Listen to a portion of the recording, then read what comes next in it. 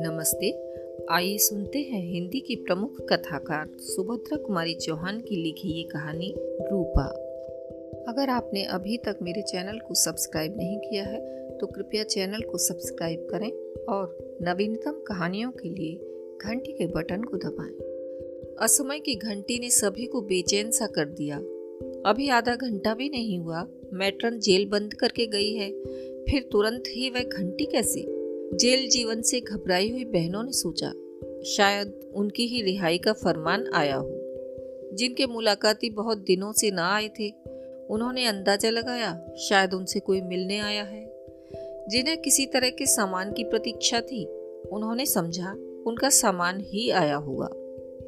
मेरी 3 साल की बेटी ममता दौड़ती हुई आई और मेरे गले में लिपट कर बोली, अम्मा उठो चलो, घंटी बजी है, फाटक खुलेगा, आज तो हम लोग भी छूटने वाले हैं।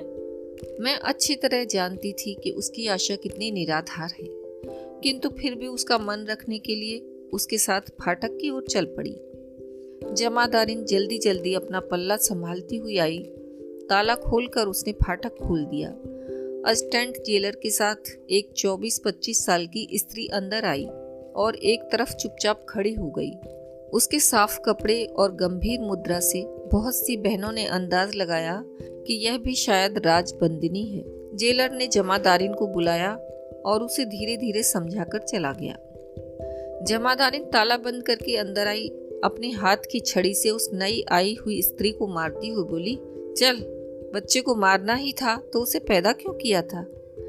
मार से वह स्त्री तिलमिलासी उठी, फिर भी जमादारिन के आगे जल्दी जल्दी चल पड़ी, शायद इस डर से कि कहीं दूसरा प्रहार भी न हो जावे। परंतु जमादारिन को इतने ही से संतोष कैसे हो जाता? उसने और भी जोर से मारते हुए और अश्लील गालियां देते हुए कहा, आंख दिखाती है, देख तो नंबरदारिन, उधेड़ ले चमड़ी और गुनाह खाने में बंद कर दी। अब मुझसे ना सहा गया। मैंने कहा, जमादारिन, मैट्रन ऐसा करे तो करे, पर तुम बाल बच्चे वाली स्त्री ठहरी, तुम किसी पर बिना जाने क्यों हाथ उठाती हो? जमादारिन का स्वर उसी समय बदल गया। उसने मुझे देखा ही न था, नहीं तो शायद इस बेरहमी से न मारती। बोली, आप नहीं जानती बहन जी, यह खूनी औरत है, अपने बच्चे को मार डाला है इसने।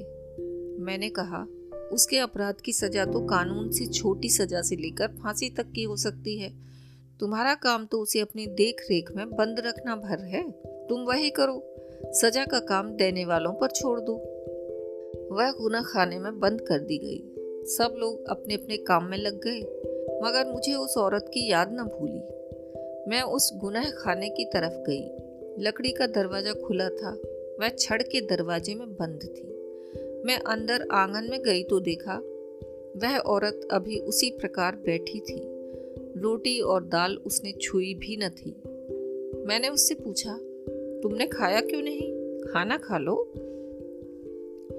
उसने मेरी तरफ देखा, फिर उसकी आंखों में आंसू भर आए। मेरा भी जी भर आया। मैंने कहा, तुम रो मत, नहीं तो मैं भी तुम्हारे साथ रोऊंगी। खाना खा लो, फिर मुझे बतलाओ कि तुम क्यों पकड़ कर लाई गई हो। क्या सचमुच तुमने? पर विश्वास नहीं होता कि कोई माँ अपने बच्चे को मार सकती है। अब वह फूट पड़ी, रोते रोते बोली, कोई माँ मारे चाहे न मारे, पर मैंने तो अपनी बच्ची को मार डाला है बहन जी, यह बात सच है। कैसे? मैंने आश्चर्य से पूछा। कैसे मारा क्या बताऊं? और वह फूट फूट कर रोने लगी। मैं उसके पास बड़ी देर तक खड़ी रही। बहुत बार उससे खाने को कहा, पर उसने न तो खाया और न यही बतलाया कि उसने बच्चे को क्यों और कैसे मारा। मैंने सोचा इसके पास से चली जाऊं तो शायद यह खाना खा ले और कुछ आराम भी कर ले। मैं अपने ओठे पर आकर लेट गई और वहां कुछ देर तक पड़ी रही। एकाएक फाटक की घंटी बजी और फाटक खुला। मैंने देखा कि 2 स्त्रियां रूपा को कहीं लिए जा रही हैं। पास ही खड़ी हुई कैदिन से पूछा, रूपा को कहाँ लिए जा रहे हैं ये लोग? वह धीरे से बोली, खूनी औरत है ना, इसलिए फांसी वार्ड में ले जा रहे हैं। रूपा चली गई, पर मुझे उसका रोना, उसकी विषाद भरी आंखें, उसका चेहरा भूलता न था। मन कहता था कि वह हत्यारिन नहीं है, पर मेरी आंखों के सामने वह फांसी वार्ड में गई, हत्या के जुर्म में पकड़ कर आई, फिर अविश्वास के लिए कहाँ जगह थी। धीरे धीरे मैं रूपा को भूल चली थी। एक दिन अखबार के एक समाचार ने उस याद को फिर ताजा कर दिया। समाचार था, गांव में रूपा नाम की स्त्री अपनी 6 साल की बच्ची को लेकर कुएं में कूद पड़ी। खबर होते ही गांव वाले आ गए और माँ बेटी को कुएं से निकाला। बच्ची तो मर चुकी थी, लेकिन रूपा को कोई हानि न पहुंची थी और वह बच्ची की हत्या करने के अपराध में पकड़कर जबलपुर सेंट्रल जेल में लाई गई। बच्ची को लेकर वह कुएं में क्यों कूदी, इसका कारण अज्ञात है। मैंने अखबार पढ़ा और जान गई कि वही हत्यारिन रूपा है। मेरे रहते ही 2 महीने बाद एक रोज आजन्म कारावास का दंड लेकर रूपा फिर जेल में आ गई। दयालु मजिस्ट्रेट ने उसे फांसी न देकर आजन्म कारावास की सजा दी थी। रूपा सब स्त्रियों के साथ जेल में काम करती, मगर चेहरे पर विषाद की छाया बनी ही रहती। एक बार मैं बीमार पड़ी और वह मेरे पास सेवा शुश्रूषा के लिए भेजी गई। मैं करीब करीब 2 महीने बीमार रही। अस्पताल में मैं अकेली अपनी बच्ची के साथ रहती थी। रूपा दिन रात मेरे पास रहती। मेरी बच्ची को वह बहुत ज्यादा प्यार करने लगी थी। बच्ची भी उसे घड़ी भर न छोड़ती थी।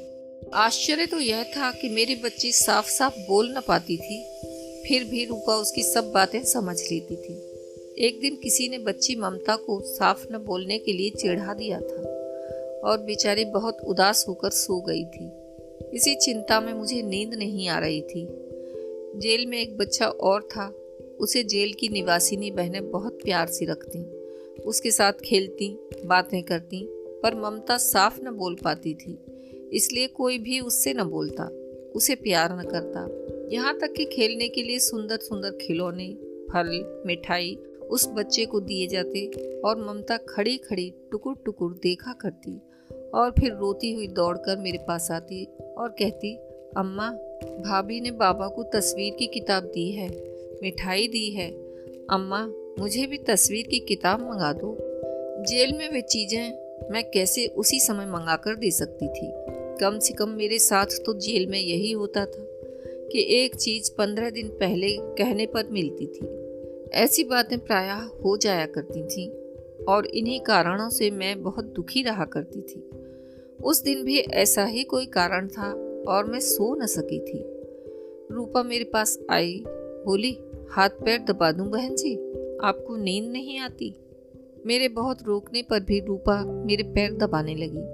मैंने उसका हाथ पकड़कर उसे अपने पास बिठा लिया और कहा, रूपा, आज तुम मुझे बताओ कि तुम बच्ची को लेकर कुएं में क्यों कूदी थी?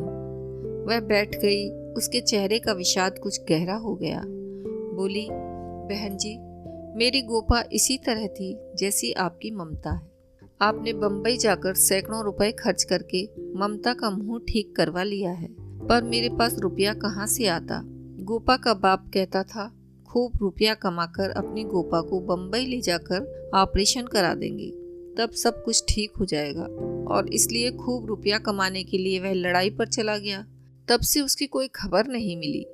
इधर मैं अकेली और जरा सी गोपा, जहाँ मेहनत मजूरी को जाती, वहीं बच्चे और कभी बड़े बड़े लोग तक गोपा को साफ न बोलने पर चिढ़ाया करती। लड़की चिढ़ती, दिन भर रोती, मैं उसका मुंह पकड़ती। बिना मेहनत मजूरी के काम न चलता और जहाँ जाती वहीं पर यह बात होती। जिस दिन मैं कुएं में कूदी थी, उसके एक दिन पहले मैं एक जगह मजूरी के लिए गई थी। ऊपर मैं कुछ काम कर रही थी और वहीं जीने पर गोपा एक लकड़ी लिए बैठी थी। नीचे मोहल्ले भर के 10-12 लड़के लड़कियां उसे चिढ़ा रहे थे। वह कभी इसे कभी उसे मारने दौड़ती, पर वे थे 10-12 और गोपा अकेली। मैंने देखा, मुझे बड़ा क्रोध आ गया। गोपा को मैंने गोद में उठा लिया और पास ही जो लड़का उसकी चोटी खींच रहा था, उसे हल्के से पीठ पर मार दिया। बस फिर इसी बात को लेकर उन लोगों से कहा सुनी हो गई। अब मुझे काम भी न मिलता, पैसों की तंगी होने लगी। इधर बच्चे गोपा को और ज्यादा चिढ़ाकर तंग करने लगे। सोचा, अभी छोटी है, समझती कम है, जब बड़ी होगी तब गोपा को कितना बुरा लगेगा। मेरी गोपा दुखी हो जाया करेगी और कहीं मैं मर गई तो? फिर बहन जी, मेरे मरने के बाद गोपा की जो दुर्दशा होगी, उसे सोचकर मैं पागल हो गई और उस दुर्दशा तक गोपा न पहुंच सके, इसलिए आगे वह कुछ कह न सकी। पास ही पड़ी हुई ममता को मैंने और पास खींचकर छाती से लगा लिया। मेरी छाया मुझसे बातें कर रही थी। अभी आप सुन रहे थे सुभद्रा कुमारी चौहान की लिखी कहानी रूपा।